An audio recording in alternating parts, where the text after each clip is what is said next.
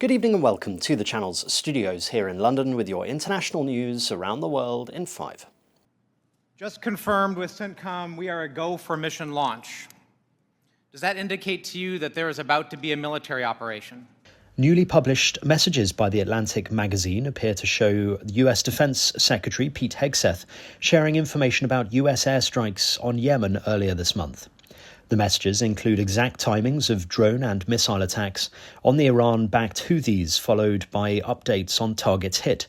The Atlantic, whose editor-in-chief, Jeffrey Goldberg, was apparently added to the chat by mistake, has published the full exchange of real-time messages sent on the app Signal. Some Democrats are now calling for the Defense Secretary Pete Hegseth's resignation on the grounds that he texted sensitive and classified information on that chat.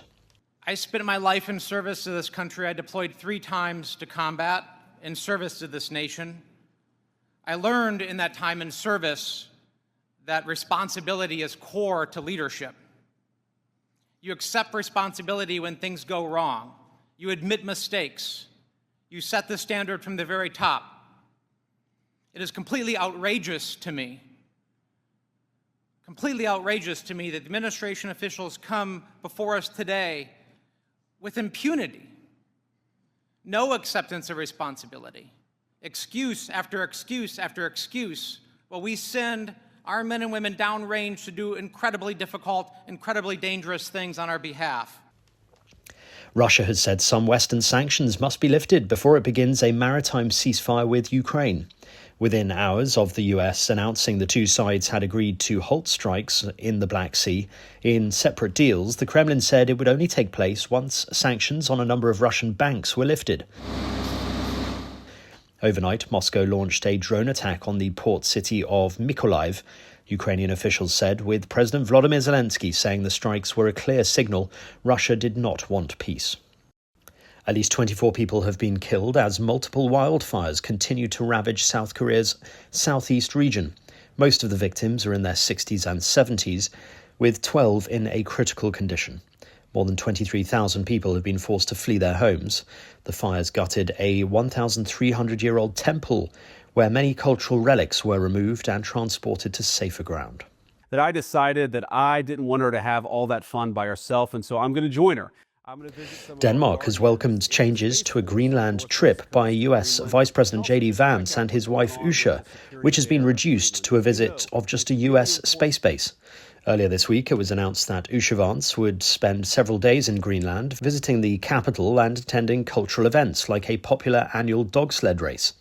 The White House said on Tuesday that J.D. Vance would join his wife in Greenland, but the couple would only spend a day there visiting the US Pitufik space base. 2 aircraft from the French display team Patrouille de France have crashed in rehearsals. The 3 pilots of the 2 Alpha jets ejected and were found alive and conscious. The 2 aircraft were taking place in rehearsals not far from the Airbase 113 in Saint-Dizier. The Sudanese army says it has recaptured the airport in the capital Khartoum from the paramilitary RSF, making its latest territorial gain in the brutal 2-year civil war. General Mohammed Abdel Rahman al-Bilawi, commander of the operation in eastern Khartoum, said troops had fully secured it and might be able to clear the rest of the RSF fighters out by the end of the day. The army had been moving swiftly since recapturing the presidential palace on Friday and seizing state institutions taken by the Rapid Support Forces. And Prince Harry has resigned from a charity he set up after a row between the trustees and the chair of its board.